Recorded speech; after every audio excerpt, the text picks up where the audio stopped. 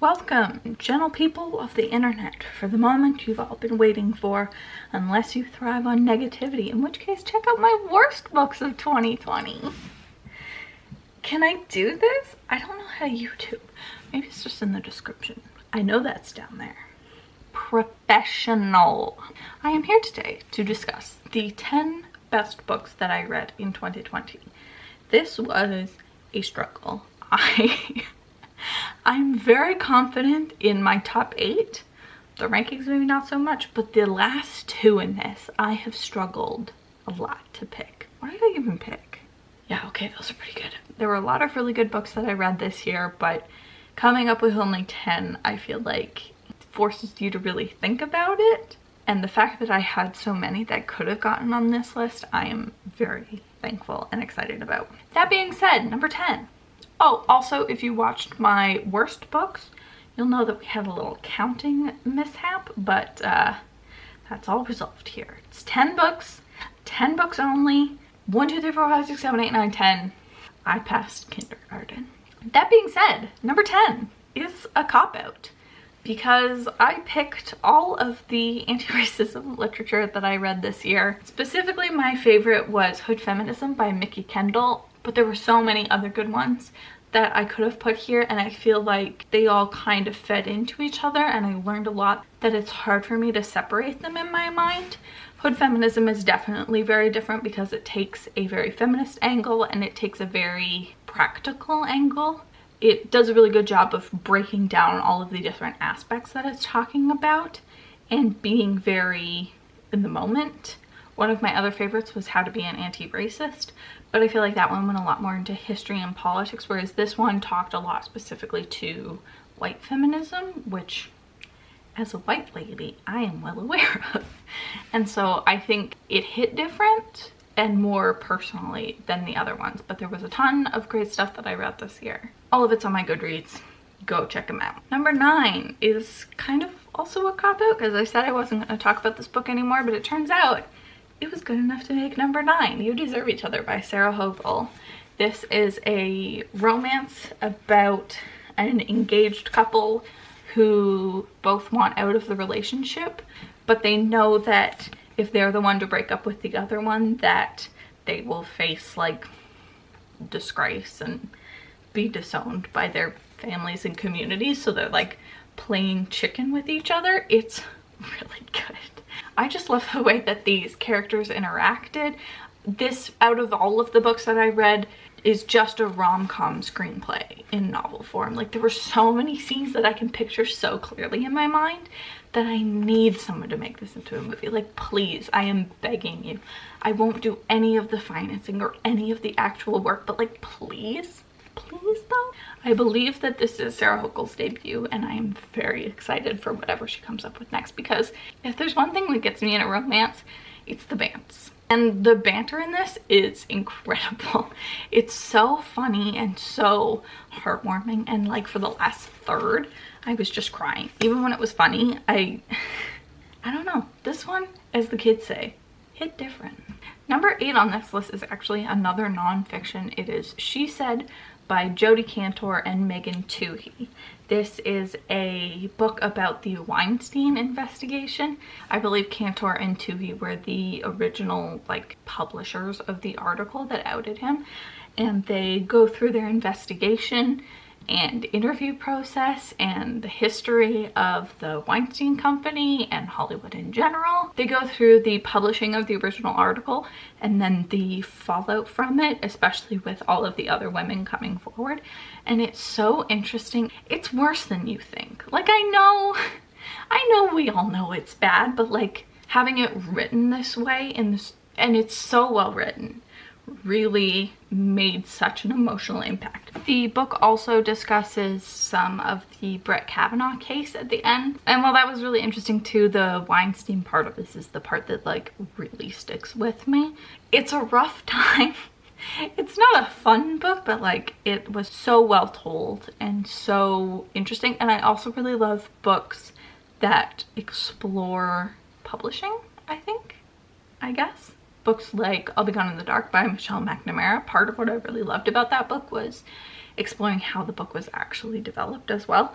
And I think this does the same thing, but more in a news outlet. If it interests you, or if you haven't tried nonfiction before, I think this would be a really good starter point. But also the next nonfiction I'll mention. Stay tuned. My 7th favorite book in 2020 was The One by John Marrs. I'm sorry I couldn't put this in the #1 spot for punny reasons, but you know, 7's pretty good. This is a multi-POV thriller about a company where you can submit your DNA, like just do a mouth swab, and they will genetically match you with your romantic soulmate. Actually, I take that back. I think they're not always romantic, but don't quote me on that. This feels like the example of a perfect book. I feel like it was just sort of flawlessly written. It's so interesting. It's written from 5 POVs, and I think I cared about 4 of them, which, like, in the grand scheme of things, pretty good. And also the 5th one was interesting. It was just like, they put the most interesting one right before the least interesting one, which, like, hey John, don't do that. I'm sorry, but like, please. I don't think this is a spoiler because I think you figured it out like 10 pages in case you don't want to be spoiled out for it, because I do highly recommend it. Skip forward like 10 seconds. One of the POVs, the most interesting POV, is from the view of a serial killer.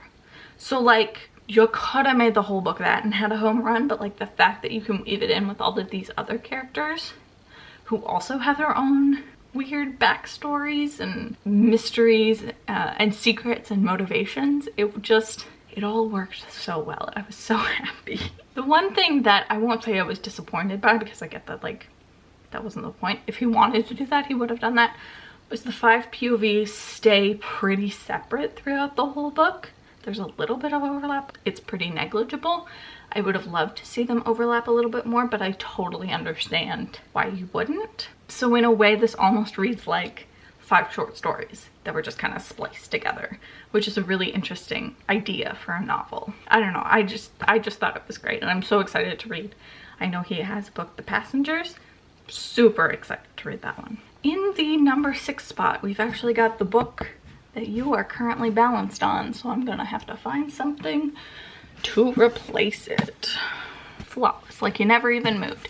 Children of Time by Adrian Tchaikovsky. Children of Time by Adrian Tchaikovsky. This is a science fiction chonker about the remnants of humanity fighting giant spiders. There's more to it than that, but you don't really need to know more. You're sold on it already. It is such a smart book. This one in particular, like a lot of science fiction will just pick one concept and like carry that through, but this has so much in it. Now I'm just reading off of my Goodreads review. You should go check out my Goodreads. Children of Time manages to weave together so many ideas and still not feel overwhelming. Space travel, aliens, artificial intelligence, apocalypse, genocide, nanotechnology. It's got it all. Like, it seriously covers all of those things and gives everything adequate time. And it is so thoughtful and so attentive and so smartly written. The way that the author portrays these characters is so interesting and so smart. Like, it's about spiders and you care for them so much. Like, they're all really distinct people with distinct personalities. Their society is so interesting. I feel like this book is what Axiom's End, from my worst books of 2020, was trying to be. Like, it explains an alien society while still getting you to care about the characters and weaving that into the story so that it's still interesting and not info dumpy. This feels like the perfect book. There were probably like 100 pages in here that could have been cut out, but I feel that way about most books. #5 is the granddaddy of 2020, the best book of everyone's best book, and I had to include it on mine as well, and that is The House in the Cerulean Sea by T.J. Klune. I think it is scientifically impossible to hate this book. I think it is just so smart and so thoughtful and so warm and joyful and feelsy. To me, this book read like a Roald Dahl story, especially with the cover art. I feel like it was really indicative of that style, and it kind of toes the line between an adult book and a children's book. I am almost surprised that this is marketed as adult as opposed to YA, and it's because the main character is a middle-aged man, but it could work for anybody. I think middle schoolers could read and love this book. I think it just has so much charm and so much joy while still covering really tough topics. Having these kids go through a lot, and it just, I haven't told you what this book is about, but like, do you need to? Look how happy it makes me. This is a book about a magical orphanage that houses such children as a blob? What do we call him? He's a blob with eyes, a shape-shifting Pomeranian, and the Antichrist. And it's lovely and charming. Like, it doesn't sound like it should work, but it works so incredibly well. It's incredible, and I can't wait to read everything that T.J. Klune puts out. Even though this is in the number 5 spot, I still stand by. I think this is a book so universal that like everyone has to love it. If you have met someone who has read this book and hated it, check in on them. Make sure that they're okay, because they have no joy in their life. This is seriously the most joyful book that will still make you cry, of course. Of course you're gonna cry, but like it's worth it, and it's so well earned, and I love it. Now we get to the top 4, and here's the thing about the top 4. I knew my top 4 going into ranking, but I think that these books are not technically as good as the other books on this list. So like, the one is the perfect thriller. Children of Time is the perfect science fiction. The House on the Cerulean Sea is the magical contemporary for the ages. But these books I think are more personal for me. I think these are books that not everyone's gonna love, and that have some problems, some of them admittedly, but I love them all the same. And in the number 4 spot, we have another nonfiction. I can't believe I actually had 3 nonfictions on this book, but as I was reading this, I knew the more I read, it just kept skyrocketing up this list, and that is American Predator by Maureen Callahan. I'm just gonna read you a bit of the Goodreads description, because I think it just lays it out really well. Ted Bundy, John Wayne Gacy, Jeffrey Dahmer. The names of notorious serial killers are usually well known, and they echo in the news and the public's consciousness. But most people have never heard of Israel Keyes, one of the most ambitious and terrifying serial killers of the modern history. The FBI considered his behavior unprecedented. Described by a prosecutor as a force of pure evil, Keyes was a predator who struck all over the United States. It's just, it goes on from there, but like, it's such an interesting story. I think this book might, from what I can tell, take a lot of liberties. I think there are some conclusions drawn where maybe there isn't conclusions to be drawn, but she also specifies that like, she got a lot of information from anonymous sources. A lot of this information isn't available to the public, but the information that is available to the public is still shocking and fascinating, and this book is so well done. The first half is definitely slow. A girl goes missing and they're trying to find her, and like, you read the cover, it's called American Predator, probably Adrian Tchaikovsky killed her. Yeah, he did. So like, it takes a while to ramp up to that. Not that the investigation isn't interesting, but like, we all know where this is going. But after that, it just gets so wild and so interesting, and this man's life is so interesting, and the prosecution and like investigators in this case are so messed up, and like, the politics behind all of it is so frustrating and fascinating, and just like, oh, this book was so good.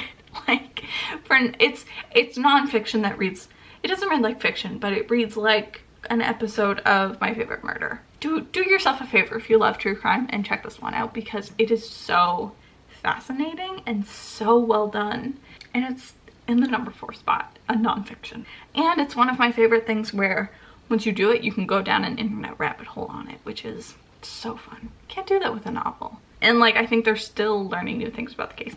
Anyway, I'll stop rambling. Read American Predator. It's great. Now with the top 3, I really struggled in ranking them.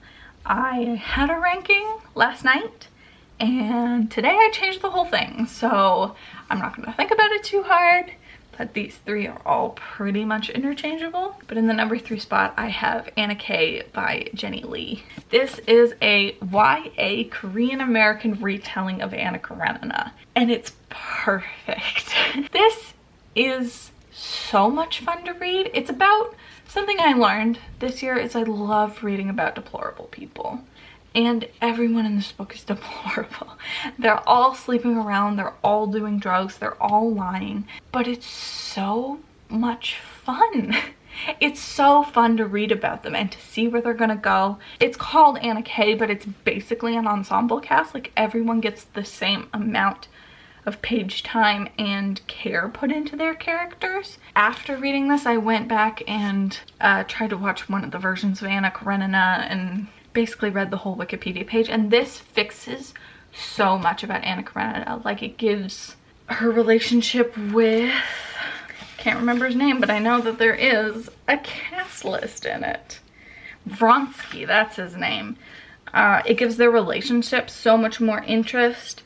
It gives Anna K like something to do. She has hobbies. She is a feminist icon. She's Korean American and like has to struggle with her identity through it. Then they have a circus in the snow because they're a bunch of rich assholes, and oh, I just loved it. Like, this book made me so happy. I feel like I can't explain this book well. It's just so, it's so fun for something so deplorable. I don't know what more to say about this book, but I think the characters are really what I loved about it, because there's, like, you can see there's a list of them. There's a ton of people, and they all make sense. They're not all good people. Not all of their choices are logical, but like all of the characters are fully fleshed out. And I loved it. Yay. The number 2 book on this list is The Blinds by Adam Sternberg. This is a thriller. I kind of want to just read you the synopsis, because this one especially has a lot of twists and turns, and it ends up somewhere very different from where we started. So I'm just going to read you the back. Welcome to The Blinds, a dusty town in rural Texas, populated by criminals and misfits who've been plucked from their lives, had their memories altered, and been granted new identities and a second chance. So it's about this town where, like, no one knows who they are. Some of them are criminals who were given this sentence as opposed to the death penalty, and some of them are innocents who are basically like in witness protection, and it was too dangerous or something, and so they end up in the blinds. And yeah, it's another book about a bunch of deplorable people, because, like, spoiler, you come to learn about what all of their tragic backstories are and why their memories have been altered. And it mostly follows the sheriff of the town as a mysterious outsider threatens to tear the whole place down. It also has a very Western feel. I think it's the Texas environment and the sheriff of a small town, and I haven't read a lot of Westerns, so that's all I associate with it. But I didn't expect to love a Western this much, and I did, and I can't stop thinking about it. This is a very special book. I'm really, really happy that I read this one, and I don't feel like this one has nearly enough hype. This is a little older too. Anna K is a 2020 release. I think this is 2017. Yeah, y'all are sleeping on this. Get on The Blinds. It's a gem. It's a deplorable gem, and very triggery, probably, for a lot of stuff. It's been a minute since I read this, but like, there is some animal cruelty in here that is very upsetting to read about, and a bunch of other stuff, but like, wow. The one thing that's really interesting with this book, and the reason I struggled a little bit with putting it this high on the list, is because the ending is bad. The ending is just like straight up no good. But the problem is, even as I was reading it, I was developing headcanon and being like, this isn't happening. This isn't happening. I already came up with a better idea. That's what's happening right now. So if you can commit to headcanon and delusion in the way that I can, then you'll have a great time. Unless you like the ending, in which case, good for you. I disagree. I think it was dumb, and it was very villain monologue-y. It didn't fit with the rest of the tone of this book, but the rest of this book is absolutely incredible. Can you tell that I love this book? And finally, the #1 best book that I read in 2020 is Sadie by Courtney Summers. This is a book that needs no more hype. It's already getting enough hype, but I'm here to alter the hype slightly because I feel like I was a bit misled with this book. Everyone talks about how this is a great audiobook because it has a podcast element, and it does, and the audiobook definitely enhances that, but there's so much more to it than that. Primarily that this is a book that opens with the murder of a, what is she, 10, 11? An 11-year-old girl that is so horrific that the book won't even tell you what happened. Maybe this doesn't blow other people's minds the way that it blows mine, but like, Courtney Summers knows what happened. And she was like, hey, that's too dark. I'm gonna like sweep past that in the book, which makes it even darker. Like, so much of this book and so much of the darkness in this is so well done by like talking around it. Like, no one names anything specifically. This book is about pedophilia, and that's very clear from the get-go, but like the way that they talk around it makes it so much worse. Not that there's anything worse than pedophilia, but like, you feel so trapped with it, and you feel like you're the only one who knows this. You and Sadie. Sadie is there's two narrators in this book. One is Sadie and one is the podcast host. And so you're just like with Sadie holding this weight for her, and it's just excruciating in the best way. The other thing, the reason that this needs to be an audiobook, who cares about the stupid podcast? Sadie has a stutter, and a stutter on the page is not effective. It doesn't convey anything because your eye is just like, it's a bunch of letters, here's the word. But in an audiobook, you get to like listen to our struggle to communicate, and it brings a whole other aspect to her character. And I think it's so interesting that no one talks about that, because it was one of my favorite things about the audiobook, because you also get her internal dialogue, which when narrated doesn't have a stutter. So you know this girl for who she is, how snarky and sarcastic she is, but then no one else can see that because they're seeing through the stutter, and everyone treats her differently because of it. And I think it's such a brilliantly written book. I think it's so heartbreaking and dark. And the reason this is in the #1 spot is because after I finished this book, I was shaking, like shaking for an hour. I just sat there on the couch and just like did deep breathing because it was just so incredible. It's incredible. I can't believe I slept on this one. Talking about it is making me want to reread it, but like, I don't know if I can go through that again right now.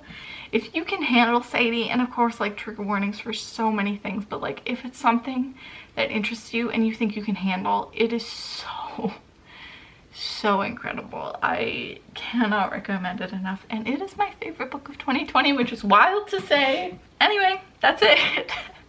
That's all 10 books. I feel tired. I feel emotionally exhausted, especially reliving Sadie is just like war flashbacks. Anyway, I hope you enjoyed. I hope that you got a recommendation of one or more of these books. Just read them all. Just read them all. Again, if you haven't checked out my worst books of the year, do that. That one's also a fun time over there. But that's all from me. I hope you enjoyed, and I will see you in my next video. Bye.